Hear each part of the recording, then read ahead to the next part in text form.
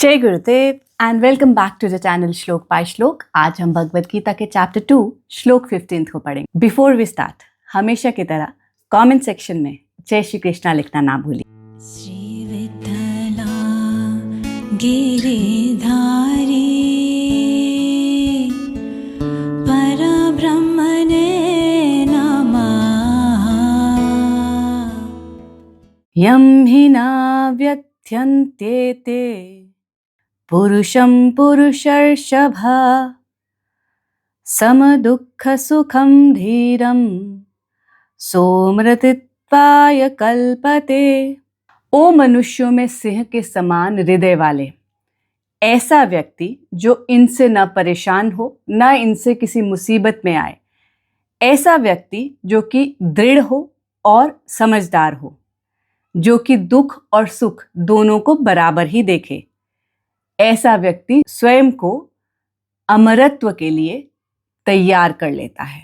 तो ये देखना इतना इंटरेस्टिंग है कि जब जब श्री कृष्णा ने अर्जुन को कुछ भी समझाना चाहे, डिपेंडिंग ऑन द कॉन्टेक्स्ट कि वो क्या समझाना चाह रहे हैं, उन्होंने अर्जुन को अलग अलग नामों से संबोधित किया है। जैसे कि अब इस श्लोक में श्री कृष्णा अर्जुन को जरा पुश करने वाले हैं, तो उन्होंने अर्जुन को क्या कहकर संबोधित किया है? लायन हार्टेड, मनुष्यों में सिंह के समान हृदय वाले। इस श्लोक में श्री कृष्णा ने यह भी बताया है कि उन्हें सबसे अच्छे, सबसे उत्तम लोग कौन से लगते हैं। श्री कृष्णा के according who are the best और excellent of men. Shri Krishna कहते हैं कि वे जो इनसे परेशान नहीं होते हैं। किन से परेशान नहीं होते हैं ये उन्होंने पिछले श्लोक में बताया है। तो अगर आपने 14 श्लोक की व्याख्या अभी तक नहीं सुनी है तो उसको मैं ऊपर में पिन कर दूंगी, आप वहां से वो श्लोक देख सकते हैं। श्री कृष्ण कहते हैं कि जब वो लोग जो इनसे व्यथित नहीं होते हैं, इनसे परेशान नहीं होते हैं, वे लोग मनुष्यों में बेस्ट हैं, एक्सीलेंट हैं। उन लोगों के लिए इन डुअलिटीज के ऊपर उठ पाना एक पॉसिबिलिटी है। वो इनके ऊपर उठ पाएंगे जो इनसे व्यथित नहीं होते हैं। आगे श्री कृष्ण कहते हैं सुखम धीरम, जिसका अर्थ है द रियलाइज्ड वन, वे जिन्हें आत्म साक्षात्कार प्राप्त है। श्री कृष्णा कहते हैं कि वे लोग जो जिन्हें आत्म साक्षात्कार प्राप्त है, वे सुख और दुख से व्यथित नहीं होते हैं, वे लाइफ के इस ड्रामा में फंसते ही नहीं हैं। और वही लोग हैं जो द्वंद्व या डुअलिटी के ऊपर जाते हैं और स्वयं को प्रिपेयर करते हैं। किसके लिए तैयार करते हैं? सेल्फ रियलाइजेशन की नॉलेज को पाने के लिए, आत्म ज्ञान को पाने के लिए। अब श्री कृष्ण धीरे धीरे अर्जुन को पुश करने लगे हैं, उन्हें और ज्यादा स्ट्रॉन्ग तरीके से समझाने की कोशिश कर रहे हैं। पहले चैप्टर में अलग अलग तरीके से अर्जुन श्री कृष्ण को समझाने की कोशिश कर रहे थे कि क्यों उन्हें ये युद्ध नहीं लड़ना चाहिए, क्या सही है, क्या गलत है, क्या धर्म है, क्या अधर्म है। ये अर्जुन पिछले चैप्टर में श्री कृष्ण को बता रहे थे और श्री कृष्ण सुन रहे थे। अब जब श्री कृष्ण ने बोलना शुरू किया तो श्री कृष्ण कहते हैं कि तुम अच्छाई और बुराई की बात करते हो, इसका क्या फायदा है। जैसे कि गुरुजी समझाते हैं, कुछ लोग एनलाइटनमेंट की बातें करते हैं। गुरुजी कहते हैं कि जब तक आपको एनलाइटनमेंट प्राप्त नहीं हुई है, जब तक आपको एनलाइटनमेंट मिली नहीं है, उसके बारे में बात करने का कोई फायदा नहीं है। तो श्री कृष्ण वैसे ही अर्जुन को कहते हैं कि तुम अच्छाई और बुराई, पाप और पुण्य की बातें करते हो, लेकिन इनके परे जाने की कोशिश करो, खुद को ट्रांसफॉर्म करने की, खुद को परिवर्तित करने की कोशिश करो, एक नया नजरिया अपनाने की कोशिश करो, जिससे तुम देख पाओ कि ये सुख और दुख, ये अच्छा और बुरा सब एक ही है। जब तुम ऐसा कर पाओगे तब तुम द्वंद्व के परे जा पाओगे, और जब तुम द्वंद्व के परे जा पाओगे तब तुम अपने आप को रेडी करोगे। देखो और समझो कि ये जो इंद्रिय वस्तुएं हैं ये आज यहाँ हैं और कल नहीं होंगी। मतलब ये चीजें पासिंग हैं, क्षणिक हैं।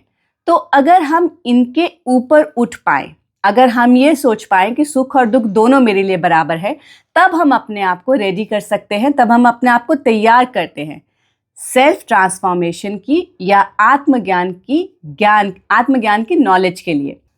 जब तक हम द्वंद्व में फंसे हैं, जब तक हम डुअलिटी में फंसे हुए हैं, ये मेरा प्यारा है और इसको मैं प्यार नहीं करती हूँ, गुरुजी समझाते हैं तब तक हम आत्मज्ञान की नॉलेज के लिए, सेल्फ रियलाइजेशन के लिए तैयार नहीं होते हैं।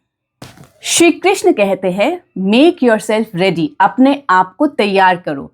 ये जो लाइफ है, ये जो ह्यूमन बींग्स के जो जन्म हमको, जो मनुष्य जन्म हमें मिलता है, गुरुजी समझाते हैं ये हमें सिर्फ और सिर्फ एक काम के लिए मिलता है। जैसा कि हमने पिछले श्लोकों में भी देखा है, मनुष्य जन्म सिर्फ और सिर्फ हमें ईश्वर की कृपा प्राप्त करने के लिए मिलता है, और इसका कोई भी रीजन नहीं है, और इसका कोई भी धर्म या एम नहीं है। तो इस श्लोक में श्री कृष्ण अर्जुन को कहते हैं कि खुद को लायक बनाओ, अपने आप को इमोर्टैलिटी का मतलब उनका क्या है यहाँ पे? इमोर्टैलिटी का मतलब है कि आत्मज्ञान की नॉलेज। तुम कौन हो, कहाँ से आए हो, ये सब जब ज्ञान आपको मिल जाता है तब आप एक तरीके से इमॉर्टल हो जाते हैं। क्यों अमर हो जाते हैं? क्योंकि तब आप द्वंद्व में नहीं फंसते हैं, तब आप जीवन और मरण के बारे में नहीं सोचते हैं। क्यों? क्योंकि आप जान जाते हैं कि आप ये शरीर नहीं हैं, आप उसके अंदर बसने वाली आत्मा हैं। गुरुजी बताते हैं कि श्री कृष्ण ने सिर्फ आत्मज्ञान प्राप्त करने की बात नहीं की है, बल्कि आगे भगवत गीता में उन्होंने ईश्वर की कृपा पाने की भी बात की है। लेकिन इस श्लोक में, 15th श्लोक में, वे सिर्फ अपने आप को तैयार करने के लिए अर्जुन को कह रहे हैं। वह कह रहे हैं कि इमॉर्टैलिटी, अमरत्व को पाने के लिए खुद को रेडी करो, डुअलिटीज के ऊपर उठो, सुख और दुख, मेरा अपना पराया, इनके ऊपर उठो। जब इनके ऊपर तुम उठोगे तब तुम सेल्फ नॉलेज पाने के लिए रेडी हो जाओगे। अर्जुन इतने फोकस थे बाहर के वर्ल्ड के ऊपर, इतने व्यथित थे और इतने करुणा से भरे हुए थे कि वह कुछ भी सोच पाने की ही स्टेज में अभी तक नहीं आए हैं। तो 15th श्लोक में इतना ही है। आपको श्लोक की व्याख्या कैसी लगी कमेंट सेक्शन में मुझे ज़रूर बताइए। अगर आपको वीडियो अच्छा लगे, हेल्पफुल लगे, तो प्लीज़ वीडियो को लाइक और शेयर कीजिए। भगवत गीता को ऐसे ही प्रैक्टिकली समझने में आपका इंटरेस्ट है तो चैनल को सब्सक्राइब भी कर लीजिए। नेक्स्ट श्लोक में नेक्स्ट वीडियो के साथ फिर मिलेंगे, तब तक के लिए जय गुरुदेव।